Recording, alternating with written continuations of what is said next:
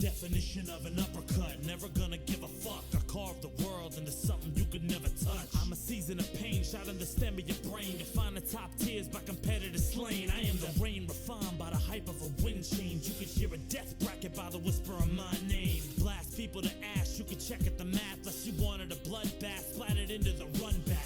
I am the cause of the reckless ascent. I am the bar measured on record accredited events. I invented the plateaus that you'll never prevent. I shattered defense with sense at 100%. I am the magic of the flow and the trick of the blue flame. My height defines giants with a flick of a wrist made. You ain't never gonna hit the tip of my ink stain. Soon as I feign battle and the pitch of my fist swings. Define the kingdom, my legacy is consistent with anybody convinced of my intricacy. Admits them, they thinking that my description exaggerated as fiction is wishful. I came to body precisely like an incision. And anybody who says my abilities aren't conditioned have never seen my conviction. To battle every collision I'm switching. I will travel the distance to fight a cataclysm. I knew you the very instant you stepped in my radius with nothing to bring to it. 160 and swing to it. I'ma hit every frame like I designated and cling to it. Imprinted, I think fluid, every movement improvement. I know everything you thinking before you can even do it. My power is on the rise, desire still in its prime. I'll inspire every mind to devour every divide. Inscribe the name in the cliff as soon as they can collide. I'm a fireball and a rhyme combined. Now I'm the definition of an uppercut. Never gonna give a fuck. I'm the energy of a legacy running through my blood. Live for the rush, desire, I can inspire. I shatter dragons to fragments and ash a demon to fire. There's nothing else I require but competition to wire. In opposition I'm higher and more efficient and tired. New premonition, desire, the inability wishing I'd given. I'm a warrior, battle the age I live in. This is my intuition. You consider decisions. I augment every entrance with tenses till it's diminished. I'll risk it over my wisdom. I know what I am. This is the moment I stand brilliant. My hype cause I am iller than any militant. Vigilant obstacle trying to kill my momentum with venom. I was destined to be a legend. The minute I set my eyes on the present, wishing my mission would live in the second you call me. Ladies and gentlemen, it's that time of the night again. Hello and welcome to the semi-finals of the Atlas Fighters Standoff. I have once more returned with the illustrious, the beautiful, the handsome, and well-worded wordsmith Merv. Thank you, my friend. How are you doing tonight? I'm so excited to be here. It's going to be such a grand time to get into the semifinals, to get to the best, the top four, get into it, get to see who's going to make it to the top two, who's going to make it to the grand finals tomorrow. I cannot wait. We are starting off with what is going to be a banger of a series, Timeless versus Abs or Bust. I am so excited. How are you feeling today, my friend? I am actually electrically charged right now. If you were to touch me, you would get electrocuted. Like, just thinking about what it's like moving into these semi-finals, we've seen Abs or Bust come out of such a tight group. Like, Group D was so incredibly tight, and just seeing them come out swinging and really, you know, progress forward in this series and really prove themselves time and time again. I mean, beating out Persona 3-0, sure, the maps were close, but they were able to prove themselves. Watching Ha do the same thing against Shikigami just really showed that Group D wasn't really tight because, you know, it was just everybody was on equal footing. It was tight because everybody was at that top echelon of gaming. Anyway, let's talk about the other teams that are moving into the semis, which is Timeless Obsidian. Now, if you want to talk about close games, you want to talk about tight games, there's no game tighter than Timeless Obsidian going up against Strix. They went all 5 maps. They barely managed to clutch it out. It was quite the incredible series, has to be said. And today, we're going to be blessed with a rather similar lineup. Actually, we do have YouTube Luca coming back in probably on the Sigma Dynasty, popping off again. You know, we saw him on the Sojourn, saw him on the Echo, on the Genji even. So a really flexible player here. And of course, you do know him, you do love him, Sloth, that really solid Bastion lineup, really able to dish out the damage. Of course, Unread, able to really move the team around, you know, the heart and soul, the core of the team. And naturally, we do have Keith, aka AJMR, I believe, absolute menace on the Baptiste. They're just, you know, as we've seen so far in the series, just another one of these absolutely lethal Baptiste players.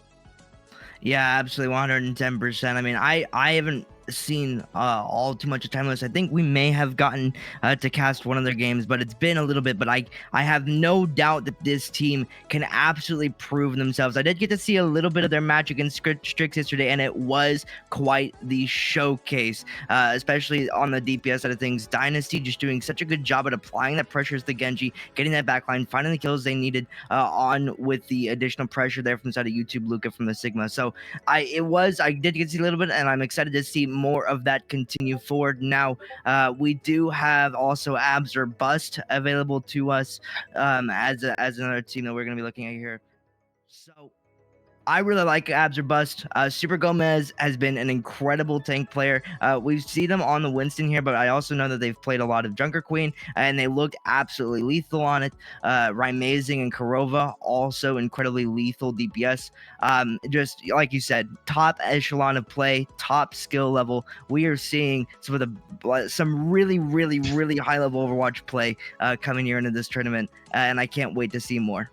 I mean, you want to talk about a little bit of a mix-up, Karova and Lukewarm, you know, they kind of swapping roles, if you will. Karova, of course, being the flex support and Lukewarm being that DPS player. I mean, we've seen absolutely incredible shows out of Lukewarm and Rymazing on those DPS lineups. I mean, just the display of absolute prowess that we've seen time and time again. And of course, I mean, it's natural to put Karova right next to Rymazing because the two actually did originate on a similar team. They did play together time and time again, so you know, they do have a natural synergy there. That said, obviously Super Gomez looking really good in this matchup, especially his Junker Queen has been nothing short of convincing time and time again, and you know, really looking forward to what they're going to deliver here tonight, because quite frankly, we have seen both of these teams run the, you know, that sort of nouveau Overwatch League Sigma Bastion comp, and obviously, you know, that is something we can be looking forward to, so kind of that mirror, but on the same time, I'm really looking forward to maybe see those Junker Queens clash, because again, we do have really flexible players that we're looking at here. Interestingly enough, I do believe we actually did see a little bit, or at least some bits of the Rhine coming out there from Timeless Obsidian as well. I don't really think we're going to be seeing that today, largely because that was mostly a reactionary pick to Strix's playstyle, right? So Strix, they came out with the Rhine, and that in that sense, Timeless Obsidian, they kind of responded to that with a Rhine pick of their own. Still, though, we're going to be going to Elios first and foremost, and I do like to say that is a quite interesting map pick. Yeah, it's you know, we always love to see Ilios. It's got, you know, the well, especially if we get to see that. I have you know, boops. We might be able to see it here. It's not really something that happens too often in this higher echelon of play, but when it does, it is sure to be a treat. I do find it quite curious, considering that Timeless really liked playing that that sort of Sigma style. It'll be interesting to see exactly how they're able to hold themselves on Ilios, and with a map that's not necessarily known for its long sight lines except for ruins. Will they be running that? Will they be running that Sojourn? Will they be running that the Bastion? Will they be running a sort of double sniper composition with that Sigma as well? We'll just have to come in and see here. But as far as Amster Bus go, I think they might have a little bit more comfort on this map, considering that they have ran that JQ, they have ran that sort of brawl-esque, that rush that they've got with the Junker Queen, Kiriko, Lucio, something we've seen from them time and time again and executed very well. So I'm expecting Abserbus to come out probably a little bit more, have a little bit more of an advantage coming into this map, but we'll just have to see them come head-to-head. I certainly find that a very bold proposition. Obviously, Timeless Obsidian, you know, an incredibly veteran team. I obviously don't think we can reduce them to just that Sigma composition they've been known to run. Naturally, they're going to try here again, but should the map require it, I'm absolutely sure they will be able to adapt, figuring that these are some of the most flexible, versatile players that we have had the pleasure of seeing this time around. Though Abserbus with a little bit of a swap up here, they're actually going to run the Ilari as well as the Kiriko here, as opposed to the more traditional Lucio Baptiste lineup that we do see sported out of Obsidian here. Yeah, this is interesting here for the side of Abdurabus as they're gonna be. I doubt. Yeah, okay. Amazing goes over to the Genji, who we've seen pop off on that Genji as well. We're gonna be seeing some really nice backline pressure here as Lukewarm and Amazing are gonna be looking to split the attention of Timeless. Will Timeless falter to that attention? Will the DPS or will the backline get split off?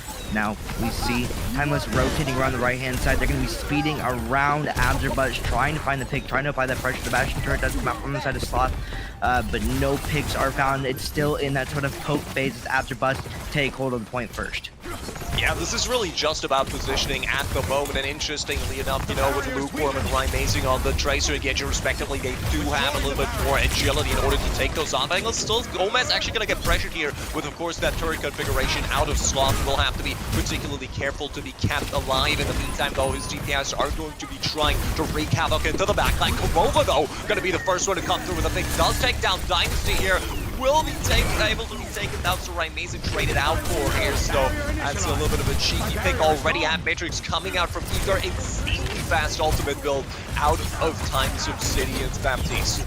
But look at the defensive positioning of Abdurabus. They don't fall for it at all. Not a single pick comes out of that. Just a little bit of space button. Abdurabus still have control of the point. This fight is doing nothing for the side of Timeless. Yes, they're able to pick up Kurova as we see Sloth with a very nice melee there. But Abdurabus maintaining that firm hold, maintaining the pressure, keeping it up, and 50% and climbing here. Timeless, they're looking for any sort of fight win condition, but even when they used them, they weren't quite able to find the value out of them. Dynasty finally going to be pick up Supernova natural and neutral, and it will finally go their way.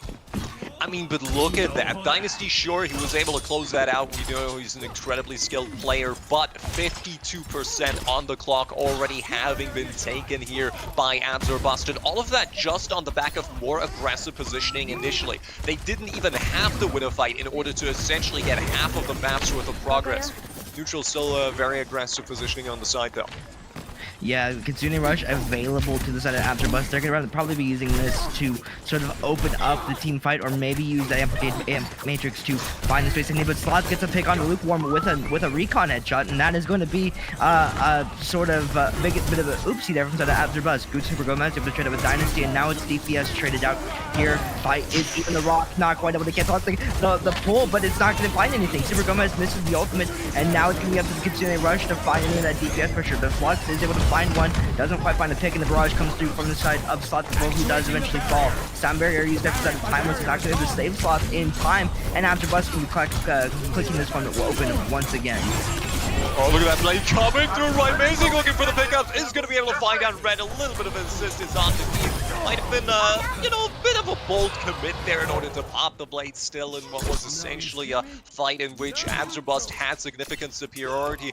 Still, though, what we did see was a pretty much textbook play that Timeless Obsidian have been going for again and again, and that was the combination of the flux as well as that artillery configuration. Still, though, we are going to see Timeless Obsidian swap now. It does seem like they're not that confident in that primary play of that Sigma as well, the Bastion. So are going to be swapping over to Sloth on the Tracer here to have somebody to contest Lukewarm. Blade, though, going to get popped up by Dynasty. Will look for the pickup. He's going to be able to find Super Gomez. Will find the first one here already. However, that might just be all he's going to find. However, so far, that is all he has to find. Either Amazing does go down. Neutral still going to be able to find Dynasty. Will be traded out for, though, the advantage at this point clearly with Timeless Obsidian. Yeah, look at that. And Timeless, they're going to be looking at the last fight here. But I like the fact that Timeless has now taken what we've talked about was Abdurabus sort of bread and butter and made it their own Dynasty on the Sombra now, while Amazing remains on the Genji, and Abdurabus swapping over to that Junker Queen Brawl that we've known them so much for. We're getting up to 75% here as it comes into the last fight. I mean, I'm really interested in that Sombra pick out of Dynasty here. I do think he has great carry potential on the Genji, and that is something that I personally don't quite see on the Sombra just yet, but that might change. Keith, though, going to be falling to neutral already. Very nice pick there, having come through out of the Kiriko. As we're going to see, Unread try to disengage from Amazing. Point flip does come through. Someone's going to have to contest, though, and apparently Unread is still on a bit of a bender here, trying to take in the scenery. Somebody will have to touch, but they don't! I don't know what happened with Timeless there. They sort of just fell apart. Abdurabus were able to find the first pick, and it was a split fight. Timeless, they weren't able to regroup. They weren't able to really come together as a unit and take a real fight to Absirbust, who just sort of tore them apart. We know Super Gomez is really good at using those knife throws to split apart their enemy, and I think really in the end there, Absirbust just played the composition better. Timeless got the little split, and that was all she wrote. I mean, Absirbust did have a little bit of a difference in their team composition as well, which obviously, you know, you did start out with Lukewarm on that Tracer in order to get some additional harassment. The additional space having been taken right from the get-go was actually a huge factor, because still, Timeless Obsidian, they got around about 60% onto the map, but at the same time, at that point, Absirbust were already up to 99%. Now that we're going to see Dynasty on the May as well, and this is an incredibly brawly setup where really you just traded out the Rhine for the Sigma, so let's see if that's going to work out here. Lukewarm, of course, going to be on the Widowmaker as well. A little bit of a feast or famine character pick, but if you can aim like Lukewarm, then he's certainly more than willing to take that risk here. Yes. They will be able to find the pick.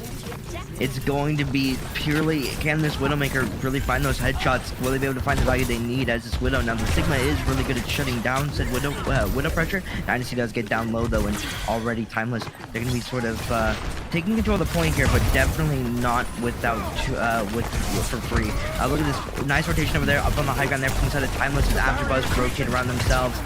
Luca trying not to get caught out. He's actually able to pick up Ryan Amazing and tries to have in the backline. Lukewarm is able to finally find that value on the Widowmaker. Is able to pick up Dynasty, and Keith goes down as well. That's 2 now down for this side of Timeless. Team with how they feel this forced out. They have the Ant Matrix, but not available to them. And regardless of the fact that Timeless were able to capture the first point first, they will probably fall here. I speak too soon, dude, from Lukewarm. I mean, yep. As long as you have neutral, nobody's gonna fall. Neutral has done an absolutely incredible job so far on that Kiriko, so stellarly finding those picks. I mean, with all the new supports and different characters that do have so much impact in the game, it's easy to forget just how powerful a good Kiriko can be, and those consistent headshots that we've seen out of neutral have been an absolutely devastating factor in these team fights. Time and time again, Blake gonna get popped up by Ryan Mason, dives right into it, but that's a bastion and a wall. You're not really looking forward to that one. Keith though does get taken down and traded for some cover. Pete now gonna get rid of Mykarova in order to stabilize the situation. Ryan Mason goes with aggressive, finds him a couple of slots here, and at this point it seems like Timeless Obsidian are barely struggling to hold on. So far, some of them remain alive. Yeah, Kurova does fall, but it was very interesting because Unread, I think, is the one that used that sound barrier first, and that was after Keith had fallen. So Timeless Obsidian, they didn't really have the sustain necessary to sort of take this fight win. Now, Luca does commit the gravitational fluxes. Absirbust are going to be the ones going to sort of press S here, but still, I wonder, can Absirbust close come back? The freeze does come through for side of Timeless, not going to be able to freeze is quite a few actually. Super Gomez and Neutral both go down, and that is going to be Timeless solidifying that fight. Granted, it was incredibly expensive on both sides. I mean, that was still an absolutely massive blizzard out of Dynasty there, and certainly there is some carry potential on the May as well, but you're kind of lacking a little bit of that additional damage in the neutral, as certainly you do trade that out for quite a bit of utility. Dynasty, I say that in Dynasty, he's listening to me and he says, you know what? I can snipe Kurova, and any character I so choose takes him down. Lukewarm now found by Sloth as well. Will be a very nice stack coming through, and for the first time in the series, Obsidian is actually going up on progress. Yeah, and they are going to be taking the lead here. Timeless going to be allowed to play just a little bit more aggressively, not quite afraid of that Widowmaker. They're going to be pulling back down, but the spawn has come back in as Lukewarm actually swaps over the Sojourn. Ryan Amazing has this blade available to them. Will they be able to find the value in this backline? Unread getting really close to that sound barrier to be able to respond to it, and oh my goodness, the Rock barely misses. The blade is there before the sound barrier is available, and Timeless Obsidian will fall. So we're going to pick up Keith as Ryan Amazing picks up 3. That's going to be the point flip, and look at how close this map of Ilios Ruins is getting. Ryan Amazing with an insane blade. I mean, he just carved his way right through the heart of Timeless Obsidian and finding that crucial pick onto Unread. Unread was a single % away from dropping that V, but Ryan Amazing perfectly read the situation, went aggressive, and now was able to secure that fight on the back of his ultimate. Still, that will mean that Unread has retained the meeting. Consequently, Timeless Obsidian are going to be moving into what could be the last fight with an incredibly powerful ultimate at their disposal. Kurova sniped out already by Sloth, that and Matrix, making them pay dearly. Yeah, absolutely. It was a beautiful pick to start things off on the side of Lukewarm, who was found by Dynasty, who's been absolutely crushing it on this main. Now it's going to be desperate touches now for the side of Afterbus. They're going to be using that Kitsune Rush to get them the speed they need. The sound barrier in return for the side of Timeless Obsidian, as Dynasty has access to that freeze. Dynasty going to be picking up Corolla. Super Goma is able to take up slots. The freeze does go down. It is going to get... Okay, there it goes. It does eventually fall. Look at Super Goma has forced out the point. The flux comes through, the damage onto Super Gomez will eventually pull them down. Luca might be able to clutch this one up. That's Sigma doing incredible work. It's just 2 remaining on the point there from the side of Afterbus. They tried to find any pressure they can. Nice rock. Unred able to take out Ryan Amazing. The damage is just too much. The mechanic coming in from the support line. Overtime ticking down, and that's going to be Timeless pulling this one back. Oh, Kurova getting sniped out of the beat there. Obviously, you could argue it doesn't truly matter because, you know, it was a 1v5 situation, but that still stings, you know, just hearing that, you know, feeling him go down there. Still massive clutch out of Timeless Obsidian being able to bring that one back. However, it remains a very close series so far as we move over onto Lighthouse. Yeah, I mean, so we're 1-1 here on Ilios. It's gonna come down to this Lighthouse map, and I do like what Abs or Bust is maybe thinking of. Now I'm gonna stop trying to read exactly what they're gonna do until the spawn doors are open, because you know players really like to swap mid-sentence, as is the caster curse. It's true, it's real. But I do like Abs or Bust. They're going with this Diva pick, which is not atypical. I mean, I have only seen the Diva played once really, and that one time was on, I do believe, Gibraltar so far. However, we're looking forward to what Super Gomez has in store here. I will be trying to go for a cheeky backline dive as Lukewarm gets sniped out by Dynasty, and that is certainly a potential. You'd love to forget about that one-shot potential onto the Tracer. Still though, configuration turret trying to find the value, not quite able to shut down anyone yet. Will eventually be able to find Ryan Amazing right there as the pressure mounts onto Abs or Bust. We're now in a full round. Yeah, this May has been incredibly deadly for the side of Dynasty. I mean, constantly finding pick after pick. And really, despite what Abs or Bust, I believe, is trying to do here with this Diva, trying to shut down Sloth, I think the biggest threat here is that May, just constantly getting those headshots. And the staggers are coming through now for the side of Timeless Obsidian. They continue putting the pressure forward. I mean, look at Keith and Dynasty absolutely devastating. They're just carving a swath through Abs or Bust right now. Insane value out of Dynasty. I mean, he's the person with the most charge on the team. I mean, consider that for a second. Absolutely massive performance there. Or, well, one of the most highest charge. Certainly impressive track record. Oh, aggressive play paying off well for Timeless Obsidian. Look at them go. We'll charge right in. And while in the meantime, the point might be getting flipped, that is probably not something Timeless Obsidian are particularly scared of. No, I mean, it's just neutral alone here, trying to, you know, sort of stall out any progress they can. But now this Kiriko's all alone. You've got to be careful not to get stalled out. Granted, you do, in fact, and that is going to be so rough for Abs or Bust. It's looking absolutely crushing from the side of Timeless. I mean, look at that. The Sigma swap has come through, but Dynasty does not appear impressed by that either. Just walling him off and committing just about everything. Quite frankly. Dear God, literally just bullying. What are you doing? Oh my goodness. Timeless, they don't have the respect. Shit. Return to me. I mean, just look at go. That was a 4K. I mean, what? Did he want play of the game, or what was the flux for? You know, because Timeless, I think it's because they still have both support ultimates available to them coming in this last fight. Abs or Bust, the only thing they have is just Overclock and the Kitsune Rush. They might be able to build up to the Blade in time. Kurova getting close to captivating Sun as well. So, realistically, could this be a slip-up from Timeless Obsidian? Or will they be able to find the pressure they need? The Amp Matrix comes out, going to be pressuring out Abs or Bust, but the Kitsune Rush is available to them. Ryan Amazing has that Blade, and the Overclock comes through from the side of Lukewarm. Timeless though, they're not afraid, they're not getting pressured out, and actually it's Ryan Amazing that goes down first before any pressures are given to them. Granted, Unred and Keith fall, and now no support online for the side of Timeless as they will be eventually falling here. Might be regretting using such aggressive ultimates at this point as Super Gomez cleaning up Dynasty, and that will be Abs or Bust giving a chance to pull this one back. I mean, that was really well played by Abs or Bust, and I mean, at this point, they're still retaining the Captive Sun for Kurova as well as the Blade for Ryan Amazing, with really only Yeah, really only the Immortality Field as a response to that. Then again, we have seen some very nasty rocks out of Lucas, so there is, of course, always the CC potential. Of course, also Dynasty is just going to be absolutely impossible to play because he does have that Immortality available. Look at that. Oh, instantly the picks roll through, though. And apparently, while the Mei might be able to survive that for a little bit longer, the rest of the team will not. Amazing, clearing the field.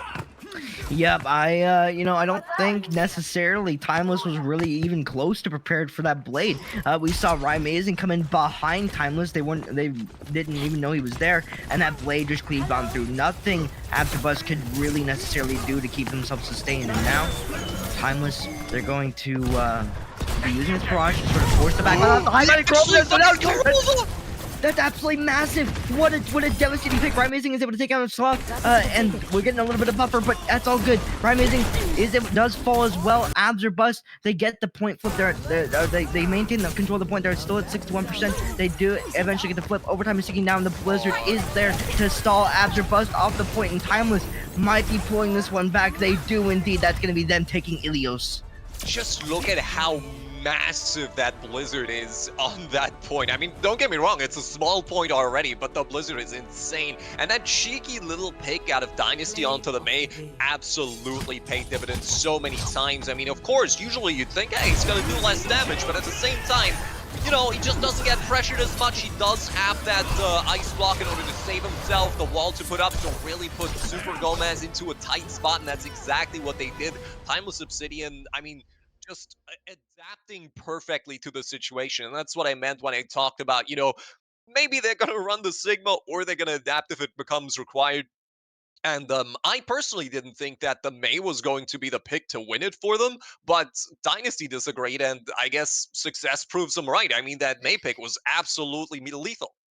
Yeah, I mean, let's talk about it, right? How many picks did Dynasty get? You can't really count them. I don't think. I would put it in at least a dozen separate fights where it was just a pick at the very start of the fight, or maybe a wall split that sort of forced forced a mistake out from the side of Abs or Bust. Like specifically whenever they were getting really aggressive, right, from Timeless, the Mei walls were playing such a crucial part in Abs or Bust getting staggered out in the way they did. We saw that really aggressive play on a Super Gomez just get absolutely annihilated, and Abs or Bust got pushed back to spawn. Now, granted, Timeless got a little slippery. You know, they got a little cheeky with it with the ultimates, and Abs or Bust nearly came back to clap this one back. So maybe with this little sort of over domineering attitude Timeless might have, we might see a little bit of a David Goliath slip.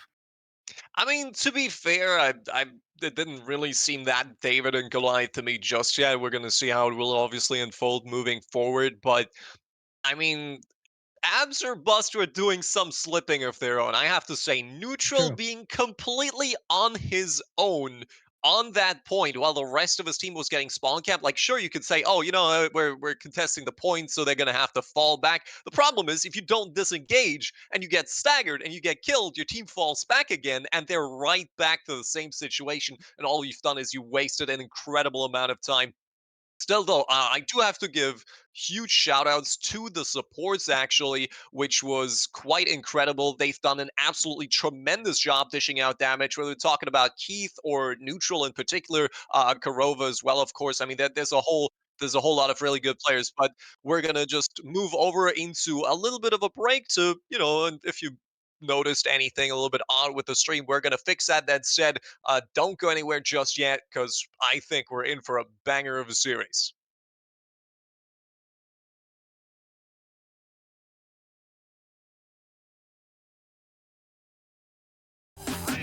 Cualquier persona in the seat, pull them out of it. The floor needs more crowds. Altavoces are louder. Get up or get down or get crunk or get tipsy. When DJ rolls, watch the party get ripsy. Intente seguir, hands are faster than lightning, but not as fast as his piernas in a fight ring. Mad techniques on the techniques and on the streets. Fuerza in his feet and fuerza in his beats. Yo, hold up, somebody rolling. Ah, cuidado, somebody wanna test the dreads. Viene DJ, ready to rip fools to shreds. La izquierda, la derecha, the roundhouse, the flurry. Trouble mega sangriento, laid out in a hurry. Ain't nobody trying to disrupt the groove, get 'em out of here. Punks got ejected, back to the party atmosphere. Celebraciones en el discoteca. DJ dice, salta hombres y muñecas. DJ, vamos DJ. Muévalo, gírelo, empújelo, respíralo.